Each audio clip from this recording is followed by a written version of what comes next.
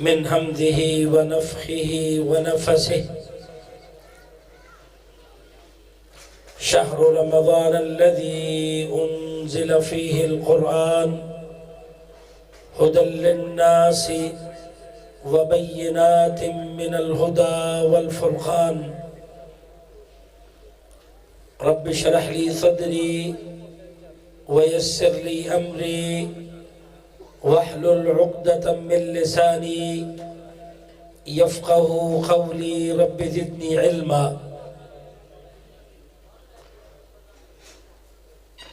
میں اہل علاقہ کے تمام بھائیوں، بزرگوں، احباب اور اپنے ذمہ داران اور ان کے تمام تر رفقاء کی محبتوں، چاہتوں کا شکریہ ادا کرتا ہوں کہ جنہوں نے بڑی محبت چاہت کے ساتھ یہ دعوت افطار رکھی، اور آپ تمام سامعین آج ہماری اس دعوت افطار میں شریک ہوئے۔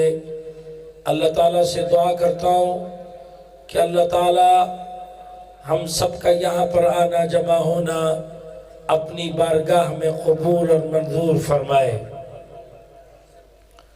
محترم بھائیوں، بزرگوں، ساتھیوں، آج اللہ تعالیٰ کی رحمت اور اس کی توفیق کے ساتھ ہم نے 18ویں روزے کی افطاری کی ہے۔ رمضان المبارک کا بڑا حصہ گزر چکا اور کچھ حصہ ابھی باقی ہے۔ ہم میں سے ہر شخص کو یہ سوچنا چاہیے کہ اس کو کیا یہ معلوم ہے کہ اللہ رب العزت نے اس عظیم الشان عبادت کا مقصد کیا بتایا ہے، اور پھر یہ بھی کہ جو ہم نے رمضان المبارک کا یہ وقت گزار دیا، دنوں کے روزے رکھے، راتوں کے قیام کیے، عبادات اور مناجات کی، تو کیا ان عبادات کے نتیجے میں جو مقصد اللہ نے بتایا ہے، کیا وہ مقصد ہم اپنے اندر محسوس کر رہے ہیں؟ یاد رکھیے، اللہ تعالیٰ نے ہر وہ عبادت جو اپنے بندے پر عائد فرمائی ہے، ہر عبادت کا مقصد رکھا ہے۔ رمضان المبارک کی جملہ عبادات کا مقصود اللہ رب العزت نے قرآن مجید میں کیا ارشاد فرمایا؟ فرمایا کتب علیکم الصیام کما کتب علی الذین من قبلکم لعلکم تتقون۔ یہ روزے تم پر اور تم سے پہلے لوگوں پر صرف اس لیے فرض کیے گئے کہ صحیح معنوں میں اللہ کا خوف تمہارے اندر پیدا ہو جائے۔ تو اس ماہ مبارک کی جملہ عبادات کا مقصد اللہ رب العزت نے ہمارے سامنے واضح فرما دیا کہ وہ اللہ کا خوف اور اللہ کا تقوی ہے۔ نبی علیہ السلام اپنی حدیث مبارکہ میں بھی جو قیام و صیام کی اہمیت بتلا رہے ہیں، فرمایا کم من صائم ليس له من صيام إلا الجوع وكم من قائم ليس له من قيام إلا السحر۔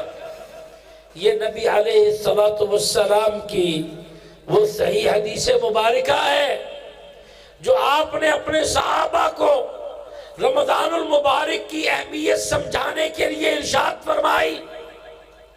فرمایا کتنے روزے دار ایسے ہیں کہ وہ روزہ تو رکھتے ہیں مگر ان کو روزے رکھنے سے سوائے بھوک اور پیاس کے کچھ بھی حاصل نہیں ہوتا۔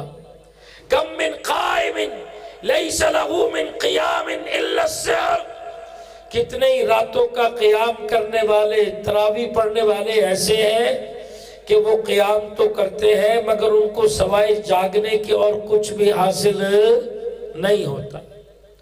تو وہ کچھ کیا ہے جو حاصل ہونا چاہیے، جو اللہ رب العزت نے اس ماہ مبارک کی جملہ عبادات کی اتنی اہمیت بتائی اور اس میں کیے جانے والے عمل کا بہت زیادہ اجر لکھ ڈالا، تو میرے محترم بھائیوں، ان جملہ عبادات کا مقصد اللہ کا خوف اور اللہ کا تقوی ہے۔ اگر کسی عبادت کے نتیجے میں انسان کے سوچ میں، فکر میں، کردار اور عمل میں اللہ کا خوف پیدا نہیں ہوتا تو پھر اس عمل کے اندر کوئی کمی ہے، کوئی خرابی ہے، کوئی کوتاہی ہے جسے بہتر کرنے کی اور اپنی اصلاح کرنے کی ضرورت ہے۔ اس لیے میرے محترم بھائیوں، یہ اللہ کا خوف اور اللہ کا تقوی ہی تمام تر گناہوں سے بچنے کی بنیاد ہے۔ یہ اللہ کا خوف اور اللہ کا تقوی ہی تمام تر نیکیوں اور عبادات کی بنیاد ہے۔ یہ اللہ کا خوف ہماری بے حسی کو ختم کرتا ہے، ہمارے احساس اور شعور کو بیدار کرتا ہے، ہمارے مردہ ضمیر کو جھنجھوڑنے والا یہ اللہ کا خوف ہے۔ یہ ہمارے مردہ کرداروں کو بیدار کرنے والا، جگا دینے والا اللہ کا خوف ہے۔ اللہ تعالیٰ سال کے 12 مہینوں میں 11 ماہ کے بعد ایک ماہ مبارک لاتے ہیں اپنے اہل ایمان بندوں کے لیے کہ یہ اہل ایمان اپنے معاملات کا محاسبہ کریں گے، اپنی اصلاح کریں گے، قیام و سیام کر کے اور عبادات و مناجات کے ذریعے سے اپنا محاسبہ کریں گے، دیکھیں گے کہ ہمارے عمل میں کہاں پر کوتاہی اور کہاں پر کمزوری خرابی ہے۔ سوچ میں، فکر میں، اعتقادات میں، تمام تر معاملات میں اپنا محاسبہ کرتے ہوئے اپنی اصلاح کرنے کی کوشش کریں گے تاکہ یہ رمضان ان کے ایمان کو تازہ کر ڈالے، تاکہ یہ رمضان ان کے عمل کو بہترین اور مضبوط بنا دے، تاکہ یہ رمضان اس کے ذریعے سے یہ لوگ اپنے گناہوں کو اللہ سے بخشوا لے۔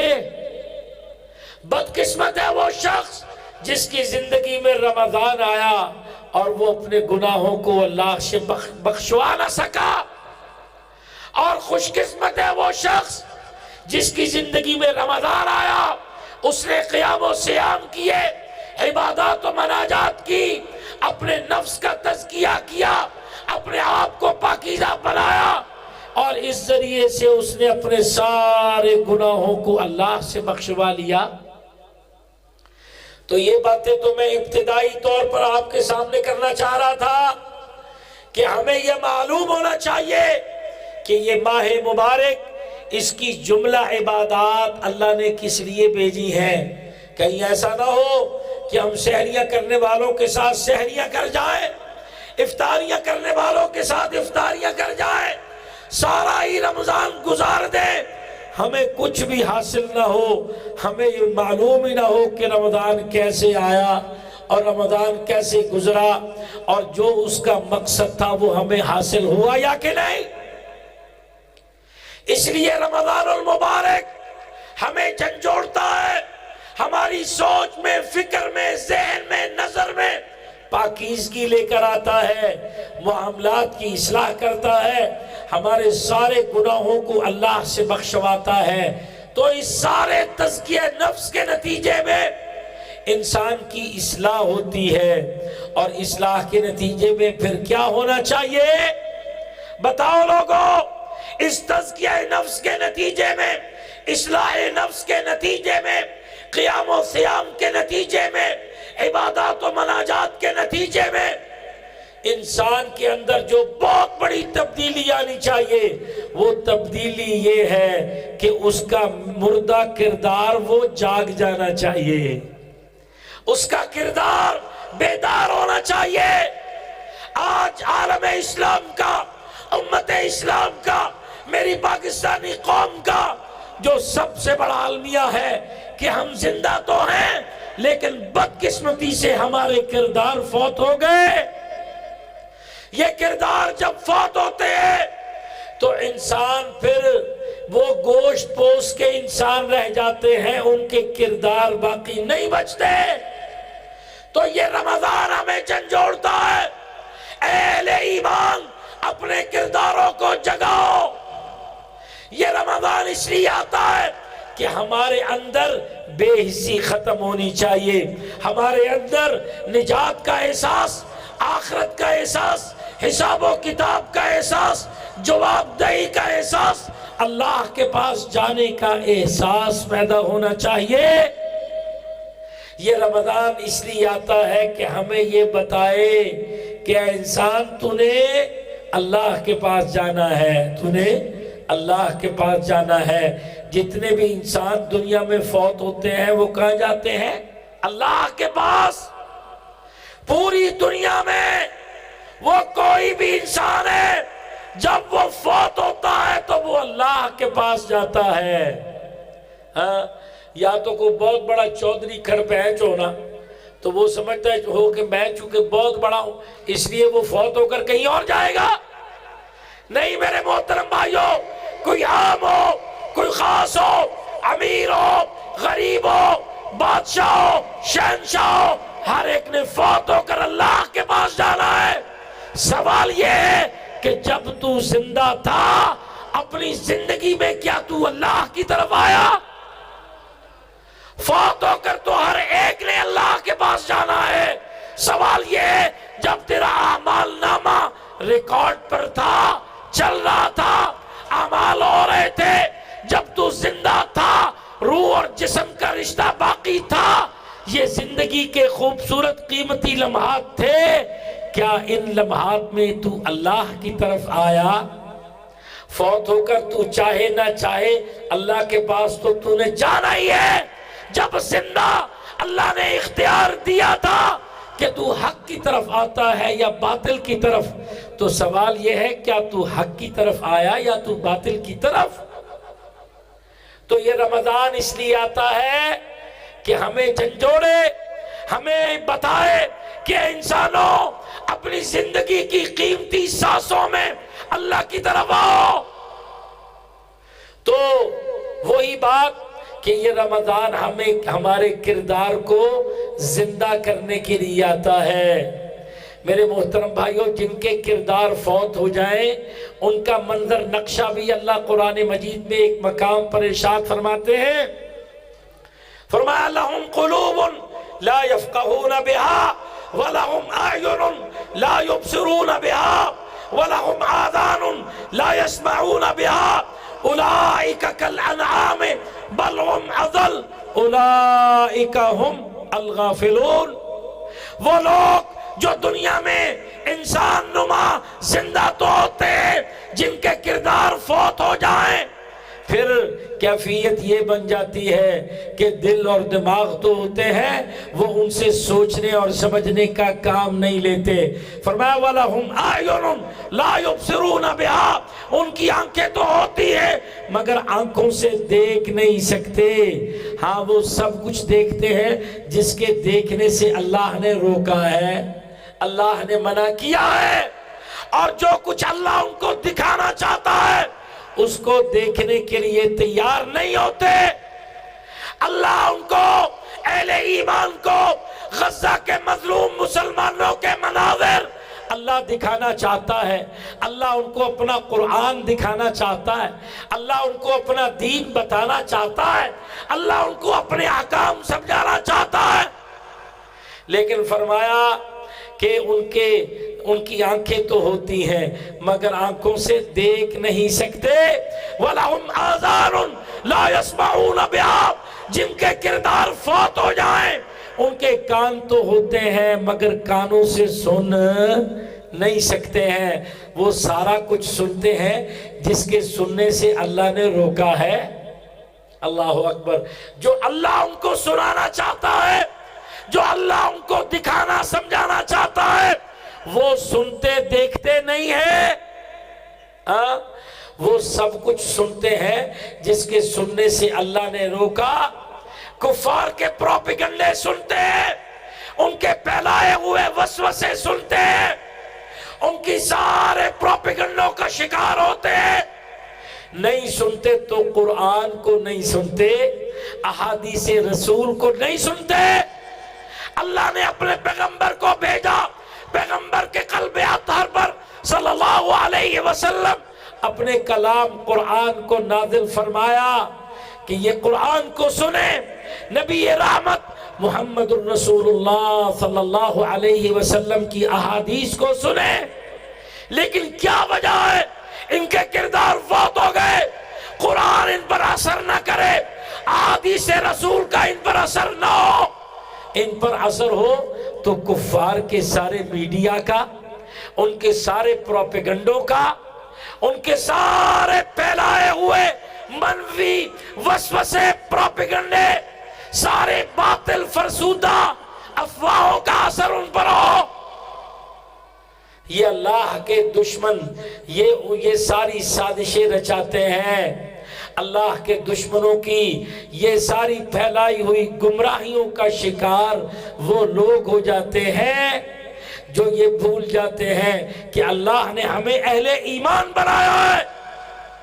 تو پیارے بھائیوں، بزرگوں، ساتھیوں، یہ رمضان ہمیں جگانے کے لیے آتا ہے، ہمیں صوفی بنانے کے لیے نہیں آتا کہ دنیا و مافیہا سے کٹ کر کسی کونے خدرے میں بیٹھ کر عبادت و ریاضتوں کا انداز ایسا بناؤ کہ یہ معلوم ہی نہ ہو اللہ کا دین کس طرف بلا رہا ہے۔ یاد رکھو، اگر یہی منظر، یہی کیفیت ہوتی تو نبی کریم محمد الرسول اللہ صلی اللہ علیہ وسلم کی سیرت مطہرہ کا پہلا مارکہ وہ کب ہوا؟ 17 رمضان المبارک کو۔ ابھی 17 رمضان گزرا ہے نا؟ کیوں بھئی رائیونٹ کے لوگوں بتاؤ، 17 رمضان گزرا ہے۔ اللہ تعالیٰ نے قرآن مجید میں 17 رمضان کے دن کا نام باقاعدہ نازل فرمایا۔ کیا معلوم ہے آپ کو؟ سورہ انفال میں فرمایا یوم الفرقان، یوم التقى الجمعان، یوم کا لفظ بول کر فرمایا یوم الفرقان، فرقان کا دن، حق اور باطل کے ٹکراؤ کا دن۔ یوم التقى الجمعان، جب دو گروہ آپس میں ٹکرائے تھے، ایک طرف اللہ کے دشمن، وہ اکڑی ہوئی گردنیں، وہ غرور اور تکبر کے مارے ہوئے وہ میدان میں اترے تھے۔ اللہ تعالیٰ نے ان کے غرور اور تکبر کو خاک میں ملا کر دکھایا تھا، اور اللہ تعالیٰ نے اپنے نبی اور نبی کے صحابہ کو سرخرو فرما کے دکھایا تھا۔ یہ وہ نبی علیہ السلام کی سیرت مطہرہ کا پہلا مارکہ، فیصلہ کن مارکہ، عظیم الشان مارکہ، جس کا آغاز اسی رمضان سے ہوا۔ یہ میں بات اس لیے کر رہا ہوں، اللہ اکبر، وہ مارکہ جس کا آغاز نبی علیہ السلام خود فرما گئے، وہ رمضان سے تعلق رکھتا ہے۔ وہ مارکہ جس سے اسلام اور کفر کے درمیان مارکوں کا آغاز ہوا، وہ مارکہ اسی دن سے تسلسل سے جاری ہے، وہ آج تک جاری ہے اور وہ قیامت تک جاری رہے گا۔ میرے محترم بھائیوں، اس وقت سے ہی لے کر اللہ کے دشمن، وہ اسلام کے دشمن اہل ایمان کو دبانے کے لیے لگے ہوئے ہیں، ان کو نقصان پہنچانے کے لیے وہ سازش و منصوبہ بندیوں میں مصروف ہے۔ وہ ان کے سارے مکر و فریب، ان کے سارے دجل، ان کے سارے دھوکے اور اہل اسلام کے خلاف سازش منصوبہ بندیاں اسی وقت سے لے کر چلی آ رہی ہیں۔ میرے محترم بھائیوں، یہاں پر آج ہمارے آپ کے ایمان اور یقین کا مسئلہ ہے۔ جن کو اللہ کے حکموں پر، اللہ کے وعدوں پر، اللہ کی باتوں پر پختہ یقین ہوتا ہے، اللہ تعالیٰ نے ان کو سرخرو فرمانا ہے۔ اور جن کو اللہ کی باتوں پر، اللہ کے وعدوں پر، اللہ کے حکموں پر یقین پختہ نہ ہو، ان کے لیے ساری پریشانیاں ہیں، ان کے لیے ساری مشکلات ہیں۔ اور وہی انہی کے ذریعے سے مسائل اور مشکلات کھڑے ہوتے ہیں، مسائل جنم لیا کرتے ہیں۔ تو میں بات یہ آپ کے سامنے رکھنا چاہتا ہوں میرے محترم بھائیوں، بزرگوں، ساتھیوں، یہ رمضان المبارک کی پکار، اس میں نازل ہوئے قرآن کی پکار، اس کے قیام و صیام کی پکار، اے مسلمانوں اپنے مردہ کرداروں کو جگاؤ، اپنی ذمہ داریوں کو پہچانو اور یہ جانو کہ اللہ تعالیٰ تم میں کیسا رنگ دیکھنا چاہتا ہے، اللہ کا دین تمہیں کیا سمجھانا چاہتا ہے۔ میرے محترم بھائیوں، یہ اصل بات ہے۔ آج ہم دیکھ سکتے ہیں غزہ میں جو صورتحال چل رہی ہے، محترم بھائیوں، خوش قسمت ہے وہ شخص جس کو یہ باتیں سمجھ آئیں، جس کو غزہ کے مظلوم مسلمانوں کی حالت زار سمجھ آئے۔ یہ غزہ کا مارکہ جو 2023 کے 7 اکتوبر سے جس نے نئی انگڑائی لی ہے، میرے محترم بھائیوں، اس نے پوری دنیا پر گہرے نقوش چھوڑے ہیں، ساری دنیا کو 2 حصوں میں تقسیم کر ڈالا ہے۔ کچھ تو وہ لوگ ہیں جو اسرائیل کے یہودی بدماشوں کے ساتھ کھڑے ہوئے، وہ قوم میں وہ ملک، اور کچھ وہ لوگ ہیں کہ جو اسرائیل کے یہودی بدماشوں کی ان ساری حرکتوں کو ظلم، زیادتی اور دہشت گردی کہہ رہے ہیں۔ وہ بھی ملک اور قومیں، یہ 2 حصوں میں ساری دنیا تقسیم ہوئی۔ تو سنو میرے محترم بھائیوں، جو لوگ بھی غزہ کے مظلوم مسلمانوں کے ساتھ کھڑے ہوئے، ان کے ساتھ چاہتے محبت، تعاون، امداد کی، اللہ کی قسم اللہ نے ان کو سرخرو فرمانا ہے، اللہ نے ان کو کامیابیاں عطا فرمانی ہیں۔ اور جو لوگ بھی، جو ملک بھی، جو قومیں بھی جنہوں نے اس موقع پر اپنا ذمہ دارانہ کردار ادا نہ کیا یا کسی ذریعے سے اسلام دشمنوں کے ساتھ بننے کا حصہ بنے، ان کے لیے پریشانیاں ہیں، ان کے لیے پریشانیاں ہیں، ان کے لیے مشکلات ہیں۔ نبی کریم محمد الرسول اللہ صلی اللہ علیہ وسلم کی بڑی احادیث اس حوالے سے موجود، لا تقوم الساعة حتى يقاتل المسلمون اليهود فيختبئ اليهود من وراء الحجر والشجر۔ نبی علیہ السلام کی لمبی حدیث ہے، فرمایا قیامت اس وقت تک قائم نہیں ہوگی اے مسلمانوں جب تک تم یہودیوں کے ساتھ مارکا آرا نہ ہو جاؤ، لیکن اے مسلمانوں جب تم ان کے ساتھ جہاد کرو گے، ان کے مقابلوں میں اترو گے، تو پھر یہودی چھپیں گے پتھروں کے پیچھے، درختوں کے پیچھے۔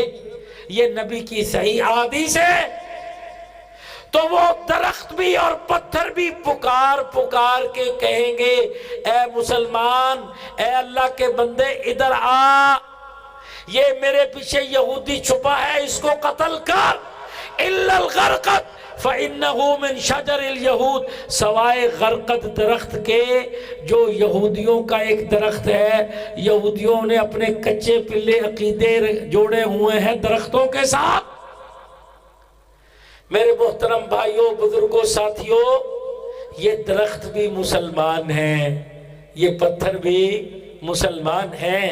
ان کے اسلام کا ذکر اللہ نے قرآن مجید میں فرمایا ہے، وَلَهُ أَسْلَمَ مَنْ فِي السَّمَاوَاتِ وَالْأَرْضِ طَوْعًا وَكَرْهًا، فرمایا وَإِن مِّن شَيْءٍ إِلَّا يُسَبِّحُ بِحَمْدِهِ وَلَكِن لَّا تَفْقَهُونَ تَسْبِيحَهُمْ، فرمایا دنیا میں ہر چیز آسمانوں زمینوں میں اللہ پر اسلام لے آئی ہے، ہر چیز، سمندر مسلمان، چاند مسلمان، سورج مسلمان، ستارے مسلمان، پہاڑ مسلمان، دریا مسلمان، جمادات مسلمان، نباتات مسلمان، ان کے اسلام کا ذکر اللہ رب العزت اپنے پاک کلام میں ارشاد فرما رہا ہے۔ فرمایا وَإِن مِّن شَيْءٍ إِلَّا يُسَبِّحُ بِحَمْدِهِ، کوئی ایک بھی ایسی مخلوق نہیں ہے جو اللہ تعالیٰ کی عبادت میں، تسبیح میں، تقدیس میں، تمجید میں مصروف نہ ہو۔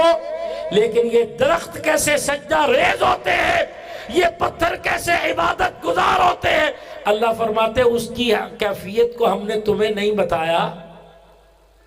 تو یہ بات تو جملہ معترضہ کے طور پر بیچ میں آ گئی تھی۔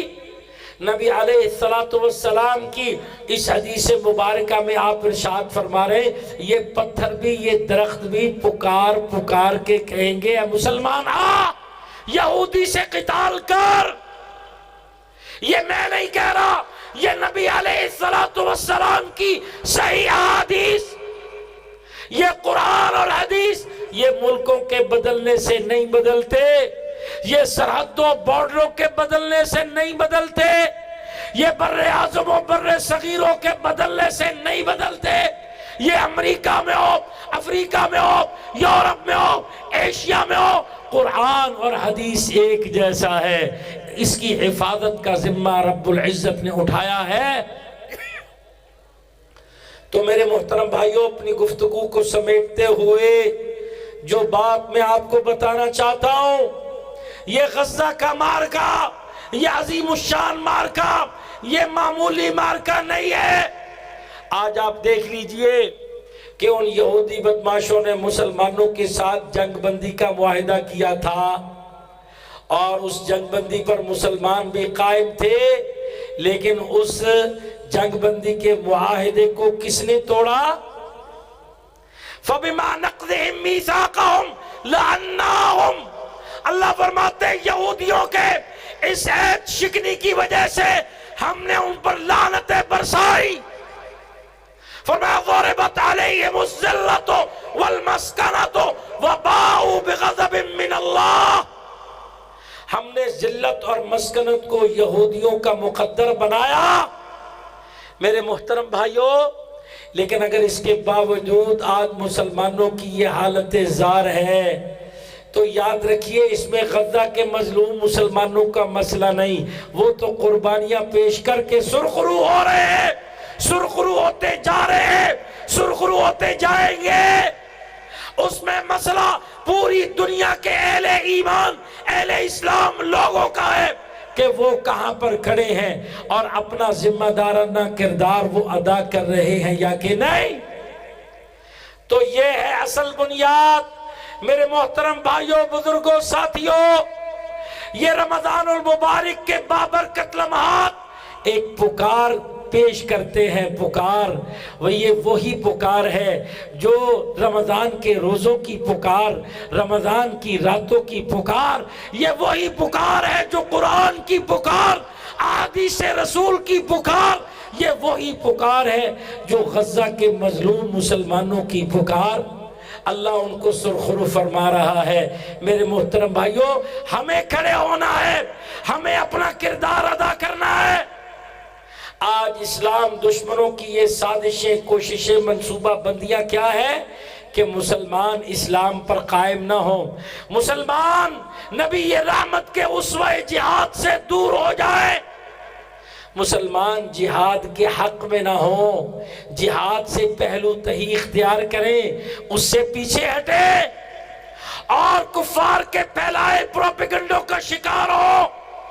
آج وہ اللہ کے دشمن مسلمانوں کو اپنی سازشوں میں جکڑنے کی کوشش کرتے ہیں کہ ان غزہ جیسے معاملات پر یا کشمیر جیسے معاملات پر ان میں ایسی کنفیوژن پیدا کر دی جائے کہ کوئی بھی جہاد مجاہدین کے حق میں کھڑا نہ ہو، کفار کے پروپیگنڈوں کا شکار ہو جائے۔ تو میرے محترم بھائیوں، سوال ہے میرا، ہم نے اللہ کا پڑھایا ہوا سبق پڑھنا ہے، رمضان کا پڑھایا ہوا سبق پڑھنا ہے، قرآن کا پڑھایا ہوا سبق پڑھنا ہے، یا اللہ کے دشمنوں کا پڑھایا ہوا سبق ہم نے پڑھنا ہے؟ مجھے بتائیے، آج جہاد کے خلاف کیسی کیسی سازشیں چل رہی ہیں۔ جہاد کو نقصان پہنچانے کے لیے، نبی رحمت کے اسوہ جہاد کو دہشت گردی سے جوڑنے کے لیے اسلام دشمنوں نے بڑے بڑے پروپیگنڈے کیے۔ میرے محترم بھائیوں، بزرگوں، ساتھیوں، ان ساری پروپیگنڈوں اور سازشوں کا مقصد کیا تھا؟ مسلمان کسی طرح سے جہاد سے دور ہو جائیں۔ ہاں تو مجھے یہ بتائیے، کیا نبی رحمت کا حکم یا عمل کبھی ظلم، زیادتی، دہشت گردی والا ہو سکتا ہے؟ کیا قرآن میں اللہ کا نازل کردہ حکم، اللہ تعالیٰ کا بولا ہوا لفظ جہاد، کیا وہ کبھی ظلم، زیادتی والا، دہشت گردی والا ہو سکتا ہے؟ لیکن آج یہود و نصارہ، اسلام دشمن یہ سازشیں نہیں کر رہے۔ یاد رکھیے، یہ میری بات جو میں کرنے لگا ہوں، اس کو غور سے سنو، توجہ سے۔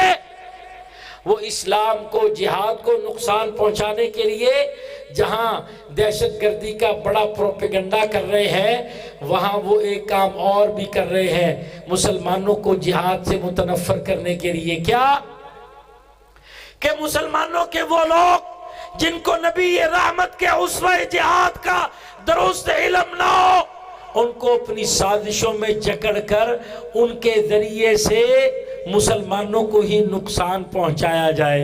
مسلمان کو مارے، نام جہاد کا لے، مسلمان کو نقصان پہنچائے اور یہ سوچے کہ وہ اسلام کی خدمت کر رہا ہے، تو یاد رکھیے اس پر مودی کہکا اڑائے گا، اس پر یہودی خوشی منائے گا۔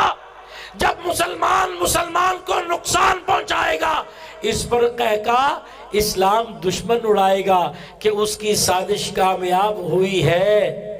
میرے محترم بھائیوں، وہ مسلمان کو نقصان پہنچائے، یہی تو ان کی سازش ہے۔ مسلمان، وہ کسی ریاست کے ذمہ دار مسلمان کو نقصان پہنچائے، یا ریاست کا کوئی ذمہ دار اپنی عوام میں سے کسی مسلمان کو ہی نقصان پہنچائے۔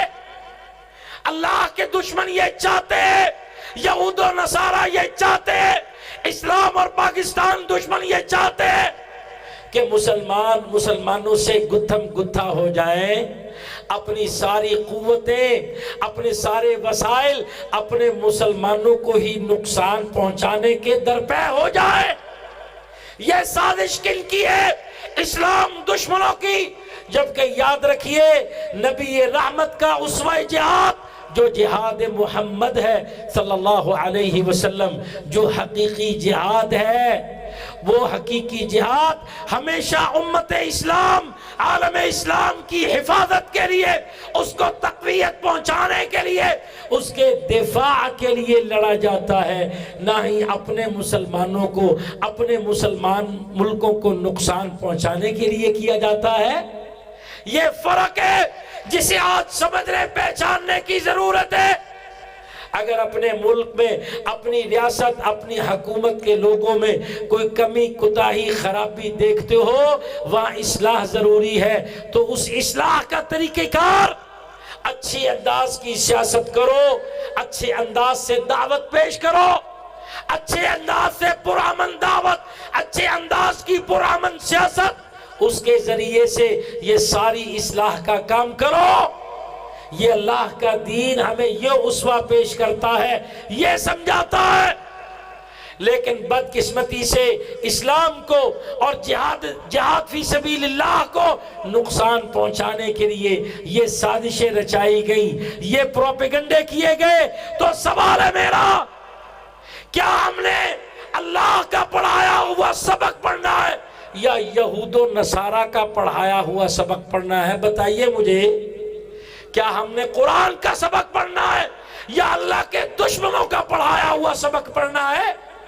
اللہ کے دشمن یہ چاہتے ہیں غزہ کے مظلوم مسلمانوں کے لیے کوئی کھڑا نہ ہو، کوئی دل کھول کر ان سے محبتیں، چاہتے، دعائیں، امداد نہ کرے۔ یہ خواہش کن کی ہے؟ اسلام دشمنوں کی نہیں۔ میرے محترم بھائیوں، ہم اپنی ساری جھجکوں کو، ان سارے پروپیگنڈوں کو بالائے طاق رکھتے ہوئے، ہم اللہ کی رضا کے لیے، اللہ کو خوش کرنے کے لیے، اللہ کا پڑھایا ہوا سبق پڑھتے ہوئے ہم اپنے مظلوم مسلمانوں کو اس موقع پر یاد رکھیں گے۔ ہم کسی وسوسے کا شکار نہیں ہوں گے، کسی کنفیوژن کا شکار نہیں ہوں گے۔ ہم نے اللہ کے فضل و کرم سے مسلمانوں کو، امت مسلمہ کو تقویت پہنچانی ہے۔ آپ کی یہ جماعت، آخر میں چند یہ باتیں بھی کرتا چلوں، جیسے یہ پاکستان اللہ نے بنایا، اس کی حفاظت بھی اللہ کر کے دکھا رہا ہے۔ یہ جماعت بھی اللہ نے بنائی، اللہ کی قسم اس کی حفاظت بھی رب کر کے دکھا رہا ہے، اور اللہ کا وعدہ ہے اس کے خلاف ہونے والی ظاہری خفیہ منصوبہ بندیوں کو میرے رب نے ناکام کر کے دکھانا ہے، اور یہ ثبوت پیش کر کے دکھانا ہے کہ اللہ سچا ہے، اللہ کے وعدے سچے ہیں، اللہ کا قرآن سچا ہے۔ آج اسلام دشمنوں نے بڑے پروپیگنڈے کیے ہمارے بزرگوں پر حملے کرنے کے۔ میرے محترم بھائیوں، یاد رکھیے اللہ کے فضل و کرم سے اللہ کے دین پر جو بندہ قائم رہتا ہے وہ سب سے زیادہ مطمئن ہوتا ہے، اس کے لیے کوئی پریشانی تکلیف نہیں ہوتی۔ اس کے لیے پریشانی سب سے بڑی یہ ہوتی ہے کہ اس سے کوئی دین سے دوری والا عمل نہ ہو جائے۔ وہ سب سے زیادہ اپنے ایمان، اپنے اسلام کی سلامتی کا احساس اپنے دل میں رکھا کرتا ہے۔ تو میرے محترم بھائیوں، اللہ تعالیٰ نے ہمارے بزرگوں کی حفاظت فرمائی ہے، جماعت کی حفاظت فرمائی ہے، اللہ تعالیٰ آئندہ بھی فرمائے گا۔ یہ اسلام نعرہ تکبیر! حافظ سعید سے رشتہ کیا؟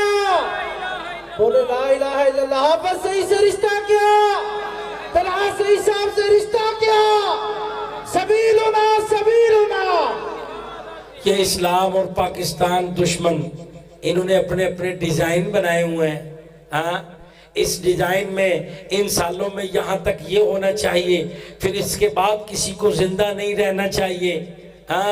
انہوں نے 2016، 17، 18 میں جو ڈیزائن بنائے تھے اور دنیا میں جو نقشے جاری کیے تھے 2009، 10 یا 8، 9 کے سالوں میں، میرے محترم بھائیوں، اس میں انہوں نے یہ کہا تھا کہ دنیا کے نقشے پر پاکستان ہی نہیں ہوگا۔ تو مجھے بتاؤ کہ اللہ نے پاکستان رکھا یا کہ نہیں؟ اللہ نے پاکستان کی حفاظت فرمائی، اور پاکستان کو نقصان پہنچانے کے سارے سلسلوں کو ختم کر کے میرے رب العزت نے دکھایا، اور آئندہ بھی میرا رب ذوالجلال والاکرام اس وقت عزیز پاکستان کی حفاظت فرما کے دکھائے گا۔ اللہ کی قسم، ہمارے بزرگوں کی، ہماری جماعت کی حفاظت بھی رب العزت نے فرمائی، اس کی حفاظت بھی رب العزت کر کے دکھائے گا۔ میں واضح طور پر یہ بتانا چاہتا ہوں، یہ حافظ محمد سعید کی جماعت، یاد رکھیے یہ وہ جماعت ہے جو پاکستان کی قومی سلامتی کو سب سے زیادہ عزیز رکھنے والی۔ آج تک پاکستان کی جتنی جماعتیں ہیں، میرا کھلا اوپن چیلنج سنو، ساری دینی سیاسی جماعتیں لاؤ، ہم ان سب کا عزت احترام کرتے ہیں، عزت کرتے ہیں، ان سب کی قیادتوں سے محبتیں چاہتے رکھتے ہیں، ان کے لیے بے شمار دعائیں کرتے ہیں، لیکن آپ کے اس پروگرام کی وساطت سے یہ واضح طور پر کہنا چاہتا ہوں، پاکستان کی ساری مسلم لیگیں اٹھا کر لاؤ، پاکستان کی ساری سیاسی جماعتیں لاؤ، کون سی ایسی دینی سیاسی جماعت ہے جس کے شہداء اتنی بڑی تعداد میں ہو؟ کون سی دینی سیاسی جماعت ایسی ہے جس نے پاکستانی قوم کی زلزلوں پر، طوفانوں میں، سیلابوں میں، ڈیزاسٹروں میں سب سے زیادہ قوم کی خدمت کر کے دکھائی ہو؟ کون سی ایسی دینی سیاسی جماعت ہے کہ جب باجوہ ڈاکٹرائن لا کر پورے پاکستان میں جماعت کی اربوں نہیں کھربوں کی پراپرٹی سب کو وہ ریاستی تحویل میں دینے کی جب کوششیں کی گئیں، ساری ڈسپینسریاں، سارے مراکز، سارے ہاسپٹل، سارے اسکول، سارے کالجز، سارے جامعات، بتاؤ وہ کون سی دینی سیاسی جماعت ہے جس نے قومی سلامتی کو عزیز رکھتے ہوئے اپنا سب کچھ قربان کیا ہو جتنا اللہ کے فضل و کرم سے پاکستان مرکزی مسلم لیگ سے وابستہ لوگوں نے قربانی پیش کر کے دکھائی؟ سوال ہے میرا میرے محترم بھائیوں، ہمارا یہ ایمان ہے ہم ہو، ہمارے بزرگوں، ہماری جانوں کا محافظ اللہ ہے، ہماری خدمات کا محافظ اللہ ہے، ہماری عزتوں کا محافظ اللہ ہے، تو جانوں عزت و خدمات کو نقصان پہنچانے کے ظاہری خفیہ سارے سلسلے سارے نیٹ ورک اللہ کے سامنے ہے، اللہ سے چھپے نہیں۔ اللہ کی قسم میرا رب العزت اس پر قادر ہے کہ ان کو ختم کر کے دکھائے، اور وہ ختم کر کے دکھا رہا ہے، اور اللہ کی قسم آئندہ بھی ختم کر کے دکھاتا رہے گا۔ یہ ہمارا ایمان ہے۔ اللہ تعالیٰ قسمیں اٹھا اٹھا کر اپنے اہل ایمان بندوں سے یہ وعدے فرماتے ہیں، ان اللہ لا یضیع اجر المحسنین، اللہ اپنے محسن بندوں کے اجر کو کبھی بھی ضائع نہیں کیا کرتا۔ تو اپنی گفتگو کو مکمل کرتے ہوئے میں آپ کو یہ بات کہنا چاہتا ہوں میرے محترم بھائیوں، نبی کا رمضان دیکھو، نبی پر نازل ہوا قرآن دیکھو، نبی کے لیل و نہار دیکھو، نبی کے ہفتے مہینے سال دیکھو، نبی کا 17 رمضان دیکھو، نبی کے رمضان میں وہ مارکے اور فتوحات دیکھو۔ نبی علیہ السلام سے جہاں اعتکاف کرنا بھی ثابت ہے، اسی نبی سے صلی اللہ علیہ وسلم 17 رمضان کو عظیم الشان معرکہ لڑنا بھی ثابت ہے۔ تو یہ ساری سنتوں کو، ان ساری پہلوؤں کو اپنے سامنے رکھتے ہوئے اپنے کردار کو جگاؤ۔ تو یہی رمضان کی پکار ہے، اے مسلمان اٹھ اور اپنے کردار کو جگا، اپنی ذمہ داریوں کو پہچان، کفار کے پھیلائے ہوئے پروپیگنڈوں سے بچ، ان کے پھیلائے ہوئے فتنوں اور گمراہیوں سے محفوظ رہ، اور اپنے اپنے حصے کا کردار ادا کر۔ اللہ تعالیٰ سے دعا کرتا ہوں اللہ تعالیٰ ہمارے روزوں کو قبول فرمائے، اللہ ہماری راتوں کے قیام کو قبول فرمائے، اللہ ہمارے دلوں کی سختیوں کو دور فرمائے، ہمارے دلوں کو نرم فرمائے، ہمیں نیکی کا شوق عطا فرمائے، اور میری ان تھوڑی کہی ہوئی باتوں کو بھی بہت زیادہ بنائے۔ اقول قولی ھذا واستغفر اللہ لی ولکم ولسائر المسلمین واستغفروه انه هو الغفور الرحیم، وآخر دعوانا ان الحمد للہ رب العالمین۔